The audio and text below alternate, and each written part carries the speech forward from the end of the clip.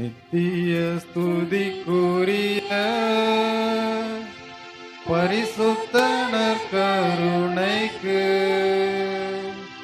பக்தியாய் ஆராதனை எத்திசையும் புரிவோம். நித்திய ஸ்துதிக்குரிய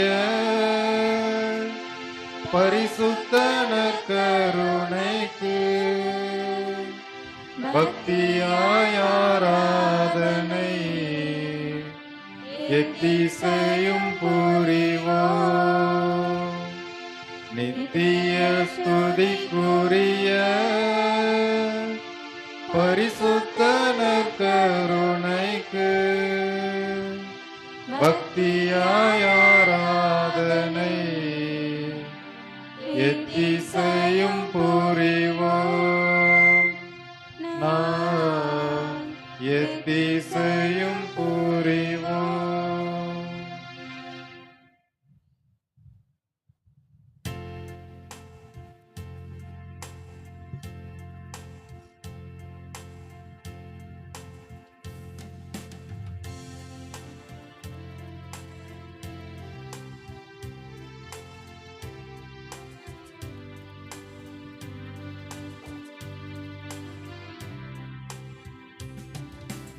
ஆண்டவரே, நீரே என்னை மயக்கிவிட்டீர், நானும் மயங்கிப் போனேன். ஆண்டவரே, நீரே என்னை மயக்கிவிட்டீர், நானும் மயங்கிப் போனேன்.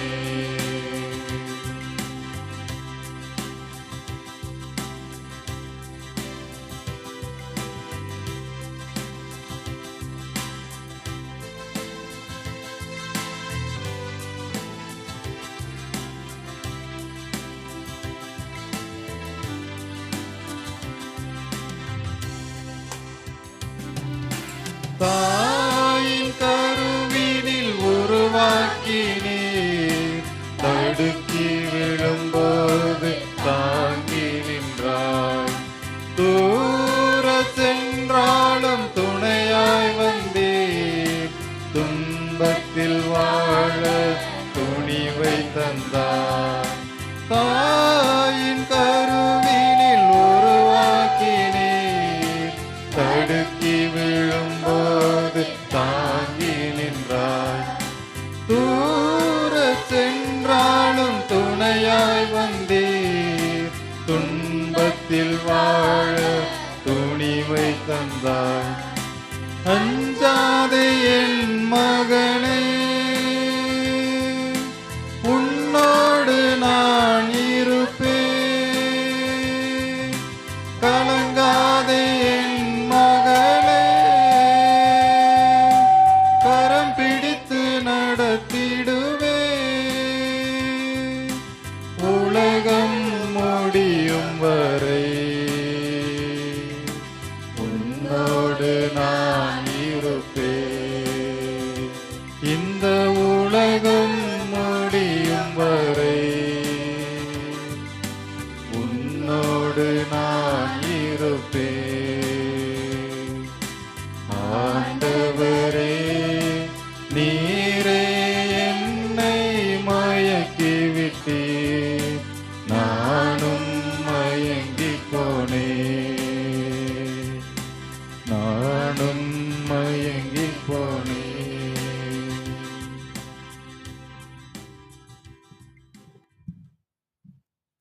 தாயும் தந்தையுமான இறைவா, இதோ இந்த வேளைக்காக நன்றி செலுத்துகிறோம். இந்த வேளையிலும் கூட எங்களை சந்திப்பதற்காக தெய்வீக பிரசன்னத்தை நற்கருணையில் வெளிப்படுத்தியிருக்கிறீரே. பரிசேயர்கள் எப்படியெல்லாம் ஆண்டவர் இயேசு கிறிஸ்துவை சூழ்ச்சி செய்து சிக்க வைக்கலாம் என்று நினைத்த வேளையில் ஆண்டவர் இயேசு கிறிஸ்து எல்லா நேரங்களிலும் நழுவிச் சென்று உமது இறை திருவுள்ளத்தை நிறைவேற்றி தன்னை நாடி ஓடி தேடி வந்த அனைத்து சகோதர சகோதரிகளுக்கும் விடுதலை தந்தார், நற்சுகத்தை தந்தார். ஆண்டவரே இறைவா, இதோ இந்த வேளையில் நம்பிக்கையோடு ஜெபித்துக் கொண்டிருக்கக்கூடிய அத்துணை சகோதர சகோதரிகளுக்கும் விடுதலை தரும்படியாக, நோய்கள் நொடிகள் பிணிகளிலிருந்து நலம் தரும்படியாக, நீரே நலம் தரும் இறைவன் என்பதை நாங்கள் கண்டுகொள்ளும்படியாக, நீரே எங்களை தேற்றி கரம் பிடித்து வழிநடத்தி எங்களுடைய கால்கள் கல்லின் மேல் மோதாதபடி காக்கும்படியாக, உமது அருளால் எங்களை நிரப்பும்படியாக, தீமைகள் அனைத்திலிருந்து எங்களை காத்து வழிநடத்தும்படியாக, நாங்கள் செய்கின்ற தொழில் முயற்சிகள் வியாபாரங்கள் அனைத்திலும் உமது வலதுகரம் எங்களோடு உடன் இருக்கும்படியாக, எங்களுக்கு தாயாக தந்தையாக இருந்து எங்களை ஆசீர்வதித்து காக்கும்படியாக, கோழி தனது குஞ்சுகளை தனது இறக்கைகளின் கீழ் வைத்து பாதுகாப்பதைப் போல இதோ இந்த தெய்வீக நற்கருணை பிரசனத்தில் நீர் எங்களை மறைத்து கொள்ளும்படியாக, ஆபத்துக்கள் துன்பங்கள் எதுவும் அணுகாமல் நீரே காக்கும்படியாக, மேகத்தூணாக நெருப்புத்தூணாக நின்று எங்களை வழிநடத்தும்படியாக எங்கள் ஆண்டவராகிய கிறிஸ்து வழியாக உம்மை மன்றாடுகிறோம். அமர்ந்து கொள்வோம். அன்புக்குரிய சகோதர சகோதரிகளே,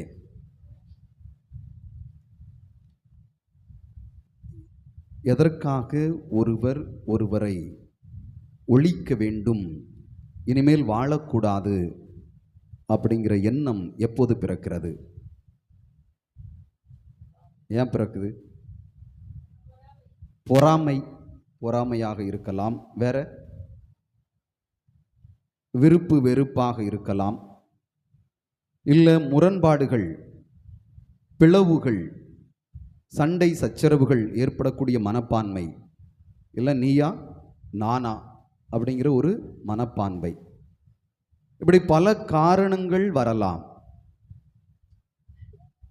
ஒருவர் நேற்று வரை ஏழையாக இருந்து இன்று பணக்காராக மாறுகிறார் என்று சொன்னால், இல்லை அவருடைய நடவடிக்கைகள் நேற்றிலிருந்து இன்று மாறியிருக்கிறது என்று சொன்னால், ஒருவேளை நமக்கு எதிராக அவர்கள் ஏதாவது செய்தால் நம்முடைய உள்ளத்தில் என்ன இருக்குது? சூழ்ச்சிகள் பிறக்கிறது.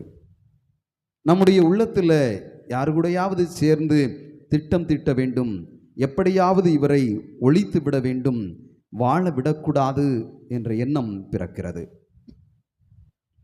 இந்த சூழ்ச்சி நம்ம உருவாக்குறோமா, இல்லை யாராவது உருவாக்கி விடுகிறார்களா? சூழ்ச்சிக்கு காரணம் யாரு? சூழ்ச்சியின் தலைவன் யார்? சாத்தான். தொடக்க நூல் புத்தகம் 3வது அதிகாரம் 1வது இறைவார்த்தையில் வாசிக்கிறோம். ஆண்டவராகிய கடவுள் உருவாக்கிய காட்டு விலங்குகளில் பாம்பு மிகவும் சூழ்ச்சி மிக்கதாய் இருந்தது. Praise the lord. ஹல்லேலூயா. அன்புக்குரியவர்களே, பாம்பு சூழ்ச்சி மிக்கதாக இருந்தது என்று வாசிக்கிறோம். பாம்பு அழகையினுடைய ஒரு அடையாளமாக இருக்கிறது. எனவேதான் அழகை பாம்பினுடைய வடிவத்தில் வந்து ஆதாம் ஏவாள் வாழ்கின்ற அந்த தோட்டத்திற்குள் புகுந்து ஏவாளை வஞ்சகமாக ஏமாற்றியது என்று வாசிக்கிறோம். எனவேதான் 2 கொரிந்தியர் புத்தகம் 11வது அதிகாரம் 3வது இறைவார்த்தையில் புனித பவுலடிகளார் இவ்வாறு நமக்கு சொல்கிறார்: ஆனால் ஏவா பாம்பின் சூழ்ச்சியினால் ஏமாற்றப்பட்டதைப் போல நீங்களும் உங்கள் எண்ணங்களை சீரழிய விட்டு கிறிஸ்துவின் நேர்மையும் தூய்மையும் இழந்து விடுவீர்களோ என்று அஞ்சுகிறேன் என்று சொல்கிறார். ஹல்லேலூயா, ஹல்லேலூயா. பவுலடிகளார் இந்த உலகத்தில் நம்மை ஏமாற்றக்கூடிய, வஞ்சகம் செய்யக்கூடிய, தந்திரங்கள் செய்யக்கூடிய ஒவ்வொரு மனிதர்களையும் பார்த்து, இந்த மனிதர்கள் பாம்பை போல இருக்கிறார்கள், இவர்கள் பாம்பை போல இருந்தாலும் நாம் யாரை போல இருக்கிறோம்? ஏவாவை போல இருக்கிறோம்.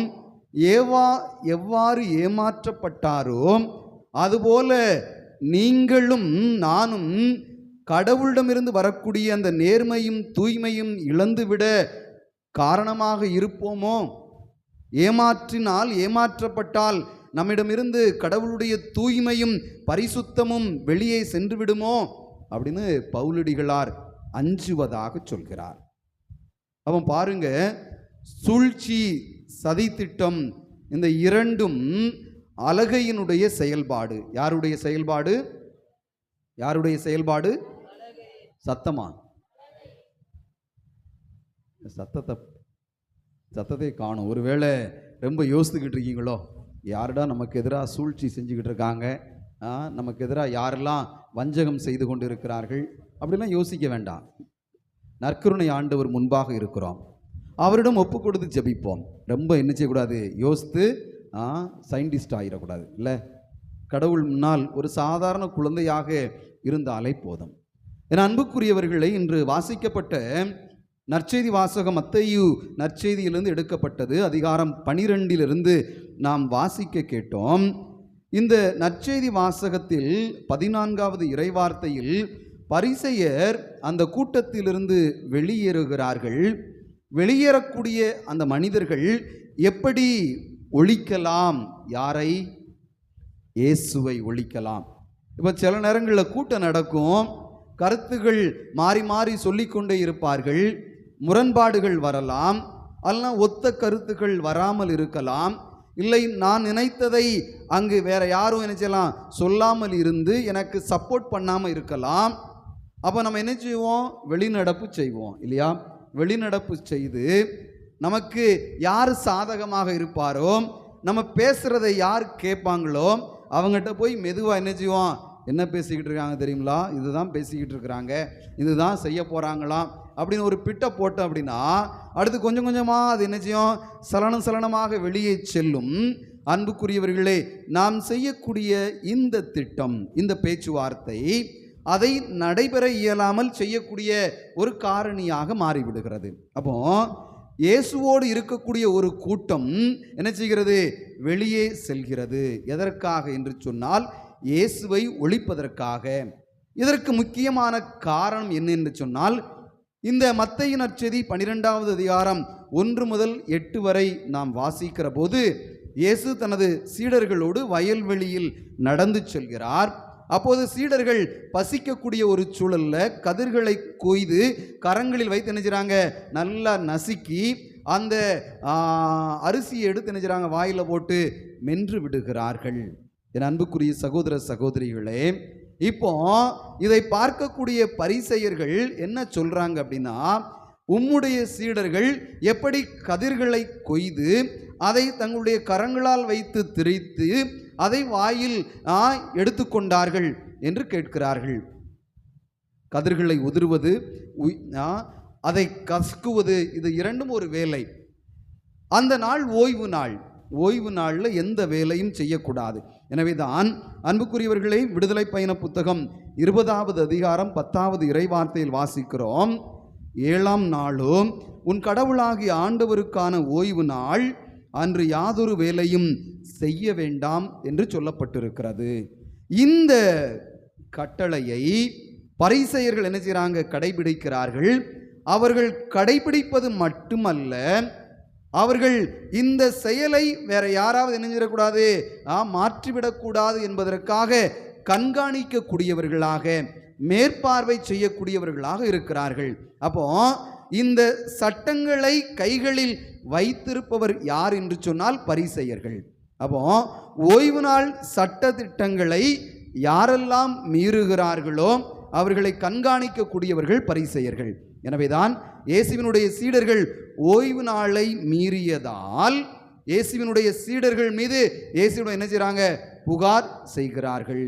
இரண்டாவது, அந்த 12வது அதிகாரம் 9 முதல் நாம் வாசிக்கிறோம். அங்கு 14வது இறைவார்த்தையில் இந்த பரிசேயர்கள் வெளியே செல்கிறார்கள். காரணம், ஒரு கைசும்பிய மனிதன் இயேசுவிடம் வருகிறான். ஆண்டவர் அவனை என்ன செய்கிறாரு? குணப்படுத்தி அவனுக்கு நல்ல கரங்களை கொடுக்கிறார். அப்போ 2 செயல்கள். இந்த 2 செயல்களும் எந்த நாளில் நடைபெறுகிறது? ஓய்வு நாளில் நடைபெறுகிறது. எனவேதான் லேவியர் புத்தகம் 16வது அதிகாரம் 31வது இறைவார்த்தையில் வாசிக்கிறோம், அது உங்களுக்கான நோன்பு நாள், அந்த நாள் நீங்கள் முழு ஓய்வெடுக்கக்கூடிய நாள், இது என்றும் உள்ள நியமனம். எந்த நாள்? இந்த ஓய்வு நாள், இந்த ஓய்வு நாளில் நோன்பு இருக்க வேண்டும், எந்த வேலைகளும் செய்யக்கூடாது என்று திருச்சட்டத்தில் சொல்லப்பட்டு இருக்கிறது. ஆனால் ஆண்டவர் இயேசு கிறிஸ்து செஞ்சிருக்கிறாரு, இந்த ஓய்வு நாளை மீறி இருக்கிறார். முதல்ல சீடர்கள் மீறினார்கள், இப்போது இயேசு கிறிஸ்து என்ன செஞ்சிருக்கிறாரு, அந்த சட்டத்தை மீறி இருக்கிறார். எனவே அது பாவம் என்று சொல்லி இயேசுவை ஒழிப்பதற்காக திட்டம் தீட்டுகிறார்கள். காரணம், இயேசு நற்செயல்கள் புரிந்திருக்கிறார். கை சும்பிய ஒருவனுக்கு நினைச்சிருக்கிறாரு, கையை கொடுத்திருக்கிறார். இது நல்ல செயல்தானே? அப்படி என்று பார்த்தால் இந்த பரிசேயர்களுடைய சட்டங்கள் என்ன செய்யப்படும்? நொறுக்கப்படும். அது அர்த்தமில்லாத ஒன்றாக மாறிவிடும். அப்படி மாறிவிட்டது என்று சொன்னால் இந்த பரிசேயர்களுக்கு சட்டத்தை குறித்து ஒரு வேலையும் இல்லாமல் போய்விடும். எனவேதான் அன்புக்குரியவர்களே, பரிசேயர்கள் இயேசுவின் மீது என்ன செய்றாங்க? வஞ்சகமாக சதி திட்டம் தீட்டுவதற்கு முயற்சி செய்கிறார்கள். பார்க்கிறோம், யோவான் எழுதிய நற்செய்தி 5வது அதிகாரம், அன்புக்குரியவர்களை 10வது இறைவார்த்தையில் வாசிக்கிறோம். 38 ஆண்டுகளாக ஒருவன் என்ன செய்கிறான்? பெத்சாதா அப்படின்னு சொல்லக்கூடிய 5 மண்டபங்கள் கொண்ட ஒரு தூணுக்கு அருகில் படுத்து கிடக்கிறான். அந்த நீர் கலங்குவதற்கு முன்பாக இறங்க வேண்டும். யார் என்ன செய்யல? அவரை இறக்கி விடவில்லை. 38 ஆண்டுகளாக உடல் நலமற்றவர் படுத்த படுக்கையாக கிடக்கிறார். ஆண்டவர் என்ன செய்கிறாரு? அவரை பார்த்து பரிவு கொண்டு அவருக்கு நற்சுகத்தை கொடுக்கிறார். அன்புக்குரியவர்களே, அதுவும் ஒரு ஓய்வு நாள். அப்பதான் அந்த நலம் பெற்றவரை அணுகி, உன்னை இந்த ஓய்வு நாளில் படுக்கையை எடுத்துக்கொண்டு போ என்று சொன்னது யார்? சொல் என்று கேட்கிறார்கள். அப்போது அவன் என்ன செய்கிறான்? என்னை குணப்படுத்தியவர் யார் என்று பார்த்து வருகிறேன் என்று சென்று பார்க்க செல்கிறான். ஆண்டவர் சொல்கிறார், இனிமேல் பாவம் செய்யாதே அப்படின்னு சொல்றாரு. அதை பார்த்துவிட்டு இந்த பரிசேயர்களிடம் வந்து சொல்கிறான், அது இயேசு கிறிஸ்து என்று சொல்கிறான். அப்ப அன்புக்குரியவர்களை, ஓய்வு நாளில் இயேசு கிறிஸ்து என்ன செய்கிறாரு? இந்த கட்டளைகளை மீறுகிறார் என்று அவர்களுக்கு மறுபடியும் கோபம் வருகிறது. மேலும் சிறப்பாக யோவான் நற்செய்தி 9வது அதிகாரத்தில் பிறவிலேயே பார்வையற்ற ஒரு மனிதன் சிலோவாம் அப்படிங்கிற குளத்துக்கு அருகில் இருக்கிறாப்புல. ஆண்டவர் இயேசு கிறிஸ்து என்ன செய்கிறாரு? எச்சில் உருவாக்கி அவருடைய கண்களில் பூசி, போய் சிலோவாம் குளத்தில் உன்னுடைய கண்களை கழுவு என்று சொல்கிறார். அந்த பார்வையற்றவன் என்ன செய்கிறான்? சிலோவாம் குளத்தில் போய் கழுவுகிறான். அன்புக்குரியவர்களை, அவனுக்கு பார்வை கிடைக்கிறது. அவன் பார்வையற்ற இந்த மனிதன் இப்போது பார்ப்பதை பார்க்கக்கூடிய அந்த கூட்டம் இவனிடம் கேட்கிறது, உனக்கு பார்வை கொடுத்தது யார்? எந்த நாளில் கொடுத்தாங்க அப்படின்னு பார்த்தா அதுவும் ஓய்வு நாள். அவன் இந்த மனிதன் என்ன சொல்கிறான் சொன்னா, நீங்கள் சட்டத்தை படித்தவர்கள் தானே, நீங்கள் மேதாவிகள் தானே, ஏன் என்னிடம் கேட்கிறீர்கள்? எனக்கு நலம் கொடுத்தவர் யார் என்று நீங்களே போய் பாருங்கள் என்று என்ன செய்கிறான்? இந்த பரிசேயர்களுடைய மூக்கு அறுத்து விடுகிறான். இப்படி அன்புக்குரியவர்களை ஒவ்வொரு செயல்களையும் பார்க்கிற போது இயேசு கிறிஸ்து என்ன செய்கிறாரு? அங்கு சட்டத்தை மீறுவதாக இவர்களுக்கு தெரிகிறது. ஆனால் அந்த சட்டத்திற்கு அப்பால் ஒருவருக்கு வாழ்வு கிடைக்கிறது, நலம் கிடைக்கிறது என்ற சிந்தனையை அவர்கள் பார்ப்பதற்கு தயாராக இல்லை. ஏனென்று சொன்னால் அன்புக்குரியவர்களே, நாம் வாசிக்கிறோம் யோவான் நற்செய்தி 9:16 பரிசேயருள் சிலர் சொல்றாங்க, ஓய்வு நாள் சட்டத்தை கடைபிடிக்காத இந்த ஆள் கடவுளிடமிருந்து வந்திருக்க முடியாது. பாருங்கள் எப்படி சொல்றாங்க, ஓய்வு நாளை கடைபிடிக்காத இந்த ஆள், சட்டத்தை கடைபிடிக்காத இந்த ஆள் யாரிடமிருந்து வந்திருக்க முடியாது? கடவுளிடமிருந்து வந்திருக்க முடியாது என்று சொல்கிறார்கள். இன்னொரு கூட்டம் சொல்லுது, ஒருவேளை அவர் கடவுளிடமிருந்து வரவில்லை என்று நீங்கள் சொல்வீர்களானால் அவர் எப்படி இந்த நல்ல செயல்களை செய்ய முடியும்? பாருங்கள், 2 விதமான கூட்டம்.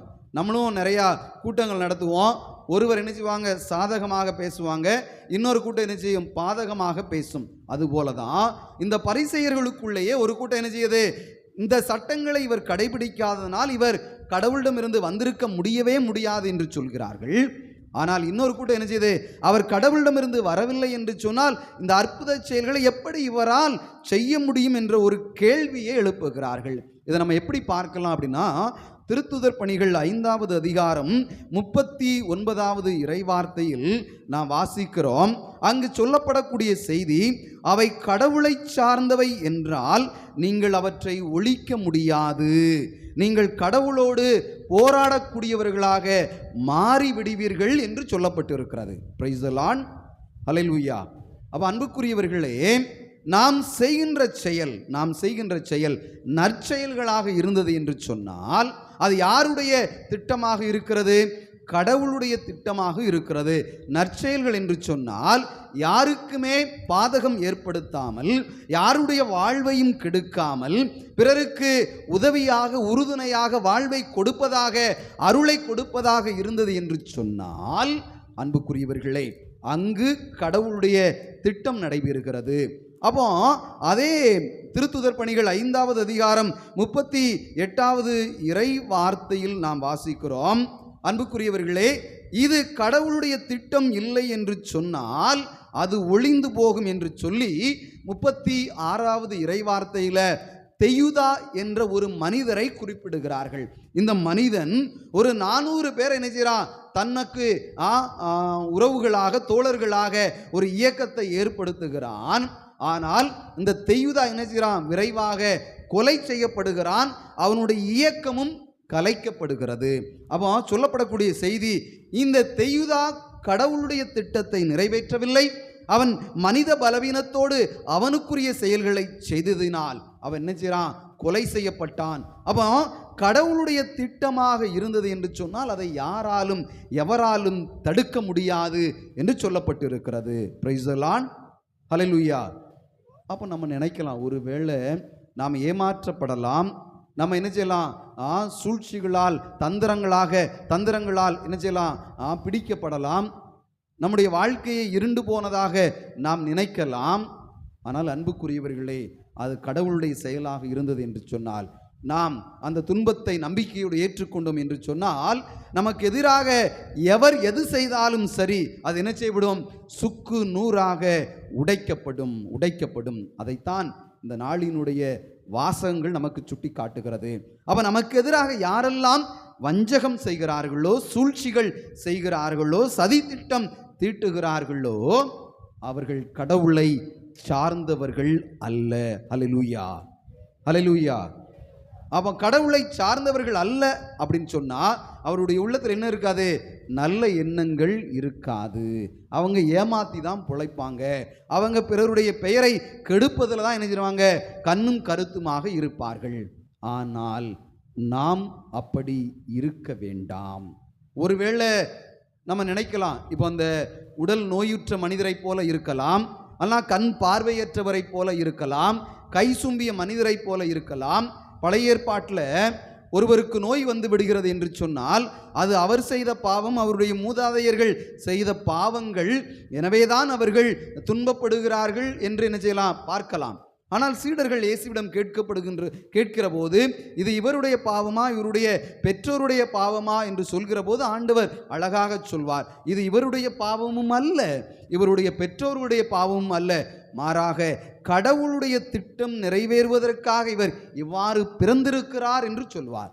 அப்போ எல்லாரையும் பார்த்து நாம் பாவிகள் என்று நினைச்ச முடியாது, சொல்லிவிட முடியாது.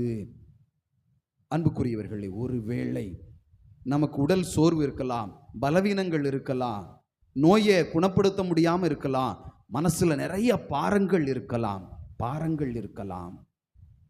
சொல்ல முடியாத வேதனைகள் இருக்கலாம், அழுகை மட்டுமே நம்முடைய இரவுல படுக்கையில் என்ன செய்யலாம்? நம்முடைய தோழனாக இருக்கலாம். இந்த உலகமே நம்மை உதறி தள்ளிவிடலாம். ஆனால் நீங்கள் பயப்பட வேண்டாம். எப்படி அந்த பார்வையற்றவனுக்கு, அந்த உடல் நலமற்றவனுக்கு பெத்சாதா அப்படிங்கிற ஒரு குளமும் சிலோவா அப்படிங்கிற குளமும் இருந்ததோ, அந்த குளத்தில் அவர்கள் கழுவி தங்களுடைய உடல் சுகத்தை பெற்றுக்கொண்டார்களோ, அதுபோல் அன்புக்குரியவர்களை நமது மத்தியில் பெத்சாதாவாகவும் சிலோவாம் அப்படிங்கிற குளமாகவும் இருப்பது இந்த நற்கருணை. Price the Lord, price the Lord. இந்த நற்கருணையில் நாம் மூழ்குகிற போது, நம்மை உட்படுத்துகிற போது, இந்த நற்கருணை என்ன செய்து நமக்கு விடுதலை தருகிறது. கைகளை தட்டி கடவுளுக்கு நாம் நன்றி செலுத்துவோம். எனவேதான் திருச்சபை சொல்கிறது, இந்த நற்கருணை நம்முடைய வாழ்வினுடைய ஊற்றும் உச்சமுமாக இருக்கிறது. எப்படி? ஊற்றும் அதுதான், உச்சமும் அதுதான். அப்போ இந்த நற்கருணையில் இருந்து தான் நமக்கு நலமான வாழ்வு கிடைக்கிறது, நோய்கள் விடுதலை கிடைக்கிறது, பேய்கள் என்ன செய்கிறது? ஓடுகிறது, எல்லா கட்டுகளும் என்ன செய்கிறது? உடைக்கப்படுகிறது. அப்போ இந்த நாளில் நாம் நம்முடைய சிலோவாம் அப்படின்னு சொல்லப்படக்கூடிய குளமாக இந்த நற்கருணையை பார்த்தோம் என்று சொன்னால், இந்த நற்கருணையில் நமது கண்களை பதிய வைத்தோம் என்று சொன்னால், அன்புக்குரியவர்களே, கடவுள் நமக்கு விடுதலை தருகிறார். Praise the lord. Hallelujah, hallelujah, hallelujah. எனவேதான் 1 அரசர்கள் புத்தகம் 8வது அதிகாரம் 29வது இறை வார்த்தையில் வாசிக்கிறோம், இவ்விடத்தில் உம் அடியான் செய்யும் வேண்டுதலை கேட்டருள்வதற்காக இரவும் பகலும் உமது கண்கள் இதனை நோக்கி இருக்கட்டும் என்று சொல்லப்பட்டிருக்கிறது. இந்த நற்கருணை அன்புக்குரியவர்களை நம்முடைய ஆலயத்தில் இரவும் பகலும் 24 மணி நேரம் என்ன செய்யப்படுது? வைக்கப்பட்டிருக்கிறது. இந்த நற்கருணை என்ற இந்த கண் நம் ஒவ்வொருவரையும் என்ன செய்கிறது? பார்த்து கொண்டே இருக்கிறது, பார்த்து கொண்டே இருக்கிறது. எனவே இந்த கண்கள் சிலோவாம் என்ற குளத்தில் நாமும் இறங்குகிற போது ஆண்டவர் நமக்கு வெற்றியை தருகிறார். வெற்றியை தர நாம் நமது துன்பங்களை, பாவங்களை நினைவு கொண்டு ஆண்டவரை நோக்கி பாடி ஜெபிப்போம். ஆண்டவர் நமக்கு விடுதலை தருவார். மனதுருகும் தெய்வமே ஏசையா, மனதார துதிப்பேன் சோஸ்தரிப்பேன் என்ற பாடலை நாம் நம்பிக்கையோடு பாடுவோம். பாட்டு தெரியுமா எல்லாத்துக்கும்? மனதுருகும் தெய்வமே ஏசையா, மனதார துதிப்பேன் சோஸ்தரிப்பேன், நீர் நல்லவர் சர்வ வல்லவர், உம் இரக்கத்திற்கு அளவே இல்லை, உம் அன்பிற்கு முடிவே இல்லை, அவை காலை தோறும் புதிதாயிருக்கும். யாருக்கெல்லாம் இந்த நற்கருணை அப்படிங்கிற ஊற்றில் முகந்து கொள்ளணும், இந்த நற்கருணை அப்படிங்கிற சிலோவாம் குளத்தில் குளிக்கணும், நற்சுகம் கிடைக்கணும் அப்படின்னு நினைக்கிறீங்களோ, எல்லோரும் இணைந்து நாம் பாடுவோம்.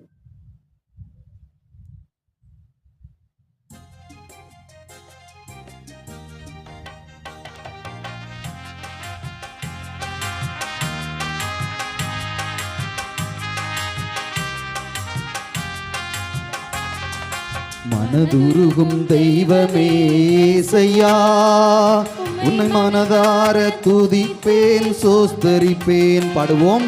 மனதுருகும் தெய்வமே ஏசையா, உம்மை மனதார துதிப்பேன் சோஸ்தரிப்பேன். மனதுருகும் தெய்வமே ஏசையா, உம்மை மனதார துதிப்பேன் சோஸ்தரிப்பேன். மனதுருகும் தெய்வமே ஏசையா, உம்மை மனதார துதிப்பேன் சோஸ்தரிப்பேன்.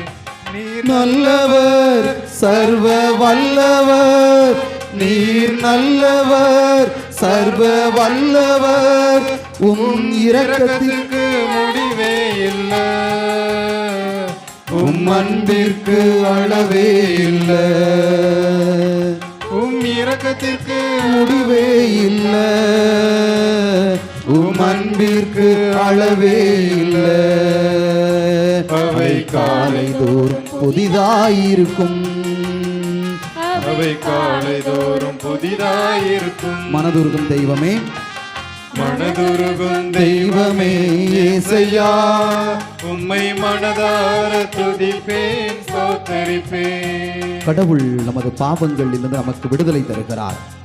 மெய்யாக இறங்கக்கூடிய கடவுள், இரக்கத்தின் கடவுள், நம்முடைய கடவுள் நமது முன்பாக நற்கருணையில் வீற்றிருக்கிறார். இந்த கடவுளை நோக்கி நாம் ஜெபிக்கிற போது இந்த கடவுள் நமக்கு வாழ்வு தருகிறார், வெற்றி தருகிறார். நம்முடைய துன்பங்களை எல்லாம் ஏற்றுக்கொண்டு நமது பாவங்களுக்கு மன்னிப்பு கொடுத்து நமக்கு நோய் நொடிகளிலிருந்து விடுதலை தருகிறார். எனவே மெய்யாக எங்களது பாடுகளை ஏற்றுக்கொண்டு துக்கங்களை சுமந்து கொண்டீர் ஐயா என்று பாடுவோம். மெய்யாக எங்களது பாடுகளை ஏற்றுக்கொண்டு துக்கங்களை சுமந்து கொண்டீர். மெய்யாக எங்களது பாடுகளை ஏற்றுக்கொண்டு துக்கங்களை சுமந்து கொண்டீர். ஐயா துக்கங்களை சுமந்து கொண்டீர். நீர் நல்லவர் சர்வ வல்லவர், நீர் நல்லவர் சர்வ வல்லவர், உம் இரக்கத்திற்கு அளவே இல்லை, உம் அன்பிற்கு முடிவே இல்லை. அவை காலை தோறும் புதிதாயிருக்கும், அவை காலை தோறும் புதிதாயிருக்கும். மனதுருகும் தெய்வமே, மனதுருகும் தெய்வமே இயேசையா, உம்மை மனதார துதிப்பேன் சோத்தரிப்பேன்.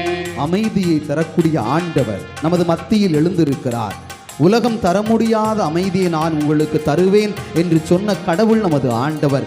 வஞ்சகத்தினால் நாம் ஏமாற்றப்பட்டிருக்கலாம், சதித்திட்டங்களினால் நாம் வீழ்த்தப்பட்டிருக்கலாம், அமைதியை இழந்து மனபாரத்தோடு தவித்துக் கொண்டிருக்கலாம், நோய்கள் நொடிகள் நம்மை சாவடித்துக் கொண்டிருக்கலாம், பேய்கள் பிடிகள் அனைத்து நமக்கு வாழ்வை அளித்துக் கொண்டிருக்கலாம், செய்வினை பில்லி சுனி ஏவல் கட்டுகள் அனைத்தும் நம்மை சாய்த்து கொண்டிருக்கலாம். ஆனால் அமைதியை தரக்கூடிய ஆண்டவர் நற்கருணை நாதராக சிலவாம் குளத்தை போல நமக்கு இதோ இந்த வேளையில் எழுந்திருக்கிறார். இதோ இந்த ஆண்டவரை நாம் பார்க்கின்ற போது, நமது கண்களில் இவருடைய அருள் கிடைக்கின்ற போது, இந்த கடவுள் நமக்கு மெய்யாகவே அமைதியை தரக்கூடியவராக இருக்கிறார். எனவே ஆண்டவரே, சமாதானத்தை எங்களுக்கு தாரும், எங்களுடைய தண்டனைகளிலிருந்து எங்களுக்கு விடுதலை தாரும் என்று நாம் நம்பிக்கையோடு பாடுவோம்.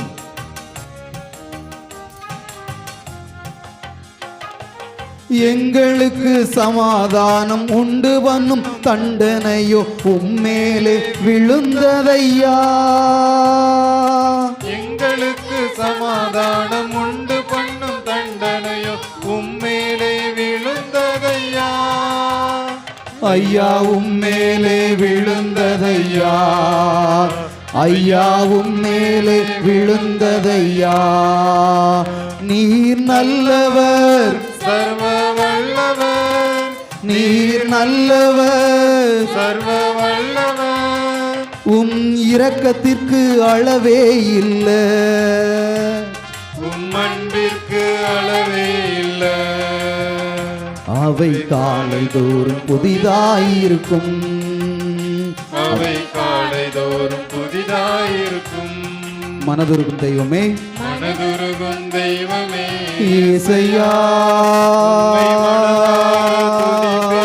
சோத்தரிப்பேன். மனதுருகும் தெய்வமே இயேசையா, சோத்தரிப்பேன். ஆண்டவர் நமக்காக கல்வாரியில் காயப்பட்டார், நொறுக்கப்பட்டார்.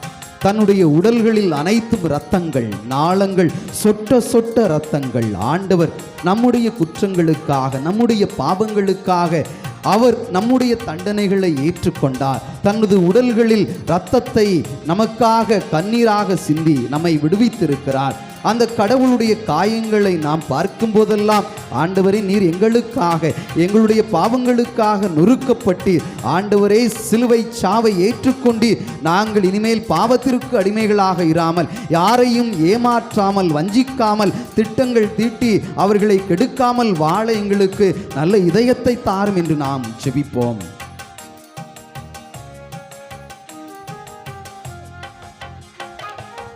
எங்களது மீறுதலால் காயப்பட்டீர், நொறுக்கப்பட்டீர், தழும்புகளால் சுகமானோம். எங்களது மீறுதலால் காயப்பட்டீர், நொறுக்கப்பட்டீர், தழும்புகளால் சுகமானோ. எங்களது மீறுதலால் காயப்பட்டீர், நொறுக்கப்பட்டீர், தழும்புகளால் சுகமானோம். எங்களது மீறுதலால் காயப்பட்டீர், நொறுக்கப்பட்டீர், தழும்புகளால் சுகமானோ. உந்தன் தழும்புகளால் சுகமானோம், உந்தன் தழும்புகளால் சுகமானோ. நீர் நல்லவர், வல்லவர், நீர் நல்லவர், சர்வ வல்லவர். உம் இரக்கத்திற்கு அளவே இல்லை, உம் அன்பிற்கு அளவே இல்லை. அவை காலை தோறும் புதிதாயிருக்கும், அவை காலை தோறும் புதிதாயிருக்கும். மனதுருகும் தெய்வமே, மனதுருகும் தெய்வமே இயேசையா,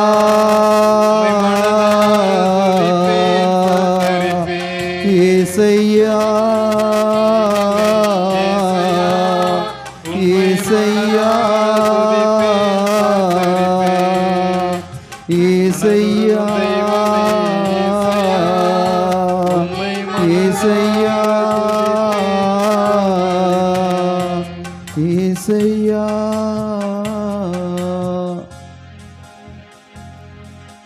பாவங்களுக்காக நொறுக்கப்பட்ட ஆண்டவர் இதோ நமது கண்களுக்கு முன்பாக இருக்கிறார்.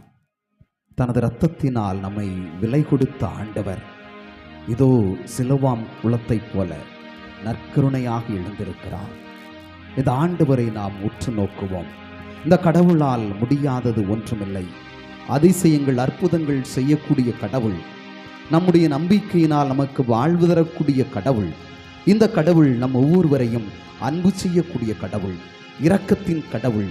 இவர் சண்டை சச்சரவுகளுக்கு இடம் கொடாத கடவுள், கூக்குரல் எழுப்பாத கடவுள், நெறிந்த நாணலை முறியாத கடவுள், மங்கும் திரியை அணையாத கடவுள், நேற்றும் இன்றும் என்றும் மாறாத கடவுள். இந்த கடவுளை நோக்கி ஆண்டவரே, இயேசுவே மது இரத்தத்தால் நாங்கள் மீட்கப்பட்டோம், இயேசுவே மது பெயர்தான் எங்களுக்கு விடுதலை, நாங்கள் நம்பிக்கையோடு ஜெபிக்கிறோம் இயேசுவே என்று நாம் ஜெபிப்போம். இயேசுவே மது பெயர்தான் விண்ணகத்திலும் அன்னகத்திலும் எங்களுக்கு மீட்பாக கொடுக்கப்பட்டிருக்கிறது, இயேசுவே எங்களுக்கு விடுதலை தாரும் என்று ஜெபிப்போம். இந்த இயேசுதான் நமக்கு விடுதலை, இந்த இயேசுதான் நமக்கு வாழ்வு, இந்த இயேசுதான் நமக்கு சுகம் தரக்கூடிய கடவுளாக இருக்கிறார். சட்டத்தினால் அல்ல, மாறாக இரக்கத்தினால் கடவுள் நமக்கு விடுதலை தர வல்லவராக இருக்கிறார். உடல் நலமற்றவர்களை, கை சூம்பியவர்களை, பார்வையற்றவர்களை, தீயாவி பிடித்தவர்களை ஒவ்வொருவரையும் தொட்டு குணப்படுத்திய கடவுள் நமக்கு முன்பாக எழுந்தருளி வந்திருக்கிறார். என் அன்பு சகோதர சகோதரிகளை, பராக்குகளுக்கு இடம் கொடாமல் நம்பிக்கையோடு செபிப்போம். உள்ளத்தில் இருக்கக்கூடிய வேதனைகளை இந்த நம்பிக்கையோடு ஆண்டவரும் மன்றாடி ஒப்பு கொடுத்து மன்றாடுவோம். சிலவாம் குலவமாக இருக்கக்கூடிய இந்த ஆண்டவர் நமக்கு விடுதலை தர எழுந்து வந்திருக்கிறார். ஆண்டவர் மீது நம்பிக்கை கொண்டு ஜெபிப்போம். இவருடைய இரத்தத்தினால் நாம் மீட்கப்பட வேண்டும் என்று நம்பிக்கையோடு மன்றாடுவோம். இவர் நமக்கு விடுதலை தர இந்த நாளில் எழுந்து வந்திருக்கிறார். ஆண்டவரை நோக்கி, இயேசுவே எனக்கு விடுதலை தாரும், இயேசுவே உமது காயங்களால் எங்களுக்கு விடுதலை தாரும், இயேசுவே உமது தழும்புகளால் நாங்கள் சுகமாக வேண்டும் என்று ஜெபிப்போம். இந்த ஆண்டவருடைய காயங்கள் நமக்காக, இந்த ஆண்டவருடைய தழும்புகள் நமக்காக, இந்த ஆண்டவருடைய முள்முடிகள் நமக்காக, இந்த ஆண்டவருடைய சாட்டையடிகள் நமக்காக, இந்த ஆண்டவருடைய சிலுவைகள் நமக்காக. நம்பிக்கையோடு ஜெபிப்போம். இயேசுவே, நீர் சிலுவையில் எங்களுக்காக பலியானீர், இயேசுவே உமது இரத்தத்தினால் எங்களை மீட்டிருக்கிறீர், இயேசுவே எங்களை இந்த நாளில் இந்த திருத்தலத்திற்கு அழைத்து வந்தது நீர். நாங்கள் அழகையினால் ஏமாற்றப்பட்டிருக்கலாம், இதோ இந்த திருத்தலத்திற்கு வர முடியாத அளவிற்கு எங்களுக்கு அழகை பல்வேறு விதமான சதித்திட்டங்களை தீட்டியிருக்கலாம். ஆனால் ஆண்டவரே, ஆண்டவருடைய தூதராக, கடவுளுக்கு நிகர் யார் என்று போராடிய அதிதூதராக இருக்கக்கூடிய மிக்கேல் அதிதூதர் தாமே எங்களை இந்த திருத்தலத்திற்கு அழைத்து வந்திருக்கிறார். இதோ இந்த நாளில் நற்கருணை என்ற சிலுவாம் குளத்தில் நாங்கள் மூழ்கி நற்சுகத்தை பெறுவதற்காக எங்களை அழைத்து வந்திருக்கிறார். ஆண்டவரே, நாங்கள் உமக்கு கோடான கோடி நன்றி செலுத்துகிறோம். அதிதூதரான புனித மிக்கேலே, எங்களை அழைத்து வந்தவரே, எங்களுக்கு நற்சுகத்தை தருவதற்காக இந்த வேளையில் நற்கருணை ஆண்டவரும் எங்களுக்காக பரிந்து பேசுபவரே, நீர் எங்களுக்காக பரிந்து பேசியருளும். தீமைகள் அனைத்தும் உடைக்கப்படட்டும், நோய்கள் அனைத்தும் நீங்கப்படட்டும். எங்களுக்கு நற்சுகத்தை இந்த வேளையில் ஆண்டவரிடம் எங்களுக்காக பெற்றுத்தாரும். என்னுடைய உள்ளத்தின் தேவைகள், எண்ணங்கள், ஏக்கங்கள், எதிர்பார்ப்புகள் அனைத்தையும் பெற்றுத்தாரும். அதிதூதரான மிக்கேலே, எங்களுக்காக இறங்கி வாரும், எங்களுக்காக இறங்கி வாரும். இந்த வேளையில் எங்களுடைய உள்ளத்தை தொடும், எங்களுடைய உள்ளத்தின் தேவைகளை ஆண்டவரிடம் எடுத்துச் செல்லும். தூபத்தை போல எங்களுடைய வேண்டுதலை ஆண்டவரிடம் ஒப்பு கொடுத்து நீர் செபிக்கிற போது நாங்கள் நலமடைவோம், வாழ்வு பெறுவோம், நல்வாழ்வு பெறுவோம். தீமைகள் அனைத்தும் ஒழிக்கப்படும், நன்மைகள் எங்களுடைய வாழ்வை நிரப்பும். நாங்கள் உமது அன்பு பிள்ளைகளாக, இயேசுவினுடைய சாட்சிகளாக மாறுவோம். தூய ஆவியாரை எங்களுக்கு இந்த வேளையில் அனுப்பியருளும். அதிதூதரான மிக்கேலே, தூய ஆவியாரினுடைய வல்லமைக்காக எங்களுக்கு பரிந்து பேசியருளும். தூய ஆவியினுடைய வல்லமை எங்களை நிரப்பட்டும், தூய ஆவியினுடைய வல்லமை எங்களை வழிநடத்தட்டும். ஆண்டவராகிய கடவுள் எங்களை ஆசீர்வதிக்க வரட்டும். அதிதூதரான மிக்கேலே, எங்களுக்காக பரிந்து பேசியருளும். உம்மை நம்பி உமது பரிந்துரைக்காக, உம்முடைய ஜபத்திற்காக வந்திருக்கக்கூடிய சகோதர சகோதரிகளை ஏமாற்றி விடாதையும். அதிதூதரை மிக்கேலே, இதோ இந்த மக்களுக்கு விடுதலை தர எழுந்து வாரும். உமது ஈட்டினால் தீமையினுடைய கோரங்கள் அனைத்தும் உடைக்கப்படட்டும். தீ ஆவியினுடைய சக்திகள், தீ ஆவியினுடைய பிடிகள் அனைத்தும் உடைக்கப்படட்டும். தீ ஆவியினுடைய எல்லா விதமான வல்லமைகளும் கட்டுகளும் இதோ இந்த வேளையில் உடைக்கப்படுகின்றன. ஆவியானவர் உடைக்கின்றார், தூய ஆவியானவர் உடைக்கின்றார். இயேசுவின் ரத்தம் உடைக்கின்றது. அன்று எரிக்கோ மதில்கள் உடைக்கப்பட்டது போல இதோ இந்த வேளையில் தீ ஆவியினுடைய கட்டுகள் உடைக்கப்படுகின்றன. தீ ஆவியினுடைய எல்லா விதமான தந்திரங்களும் உடைக்கப்படுகின்றன. என் அன்பு மகனே மகளே, இதோ ஆண்டவர் பிரசனத்தை வெளிப்படுத்தி கொண்டிருக்கிறார். நம்மை மேகத்தூணாக நெருப்பு தூணாக பாதுகாத்து கொண்டிருக்கிறார். இந்த ஆண்டவருடைய இந்த மேகத்தூணுக்குள் நெருப்பு தூணுக்குள் நாமும் வருவோம். மோயிசன் இஸ்ரேல் மக்களை காத்ததைப் போல, இந்த மேகத்தூண் நெருப்புத்தூண் வழியாக இஸ்ரேல் மக்களை காத்ததைப் போல, இதோ இந்த வேளையில் இந்த மண்டபத்தில் ஆண்டவர் நமக்கு மேகத்தூணாக நெருப்புத்தூணாக எழுந்து வந்திருக்கிறார். தீ ஆவியினுடைய சூழ்ச்சிகள் அனைத்தும் உடைக்கப்படுகின்றன. தீ ஆவியினுடைய தந்திரங்கள் அனைத்தும் உடைக்கப்படுகின்றன. தந்திரங்களை கொண்டிருக்கக்கூடிய வஞ்சக நெஞ்சங்கள் அனைத்தும் ஏமாற்றப்படுகின்றன. இதோ ஆவியானவர் கடந்து வருகிறார். தூய் ஆவியானவர் நமக்காக எழுந்து வந்திருக்கிறார். சிலவாம் குளத்தில் நாமும் இறங்குகிற போது இந்த தூய் ஆவியானவர் நமக்கு விடுதலை தருகிறார். நம்பிக்கையோடு செபிப்போம், நம்பிக்கையோடு செபிப்போம். இயேசு கிறிஸ்துவால், இயேசு கிறிஸ்துவின் இரத்தத்தினால் நாம் மீட்கப்பட்டிருக்கிறோம். இயேசு கிறிஸ்துவினுடைய காயங்களினால் தழும்புகளினால் நாம் விடுதலை பெற்றிருக்கிறோம். நம்பிக்கையோடு செபிப்போம். இயேசுவே எங்களுக்கு விடுதலை தாரும், இயேசுவே எங்களுக்கு விடுதலை தாரும். ஆண்டவரே மனதுருகும் ஆண்டவரே எங்களுக்கு நல்வாழ்வை தாரும். மனதுருகும் தெய்வமே இயேசையா, உம்மை மனதார துதித்து சோஸ்தரிப்பேன். பாடுவோம்.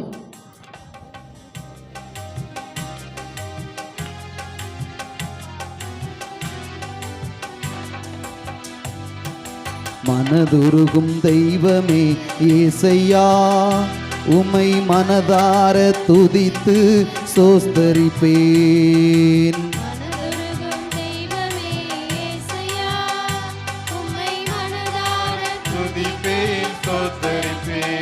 நீர் நல்லவர், சர்வ வல்லவர், நீர் நல்லவர், சர்வ வல்லவர். உம் இரக்கத்திற்கு அளவே இல்லை, உம் அன்பிற்கு முடிவே இல்லை. உம் இரக்கத்திற்கு அளவே இல்லை, இயேசுவே நன்றி. உம் ஆவியானவரே அன்பிற்கு நன்றி. முடிவே இல்லை. அவை காலை தோறும் புதிதாயிருக்கும், அவை காலைதோறும் புதிதாயிருக்கும். மனதுருகும் தெய்வமே, மனதுருகும் தெய்வமே இயேசையா, உம்மை மனதார துதிப்பேன் ஸ்தோத்தரிப்பேன். மனதுருகும் தெய்வமே இயேசையா, இயேசையா,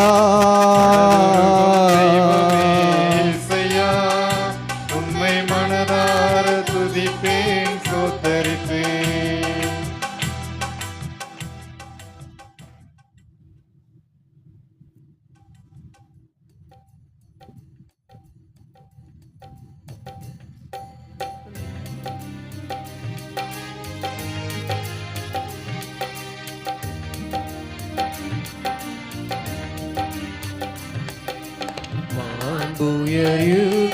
உள்ளடையாளத்தை தாழ்ந்து பணிந்து ஆராதிப்போம்.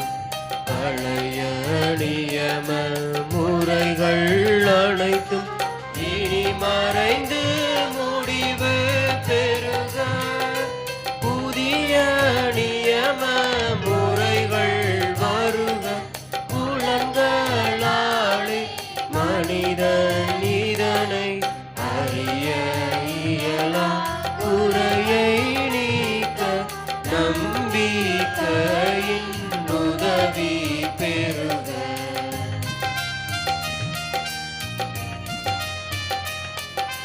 தந்தை அவர்க்கும் மகன் அவர்க்கும் புகழ்ச்சியோடு வெற்றியாக்கும்.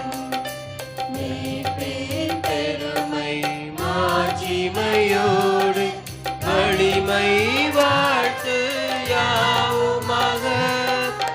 இருவரிடமாய் வருகின்றவராம் தூய ஆவி காணவர்க்கும் அளவில்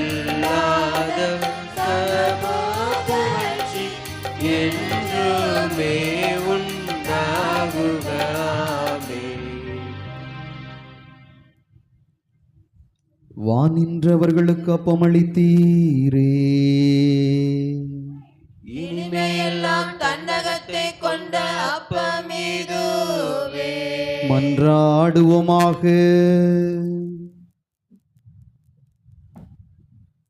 இறைவா, இந்த வியப்புக்குரிய திருவருட்சாதனத்திலே உம்முடைய பாடுகளின் நினைவை எங்களுக்கு விட்டு சென்றீ.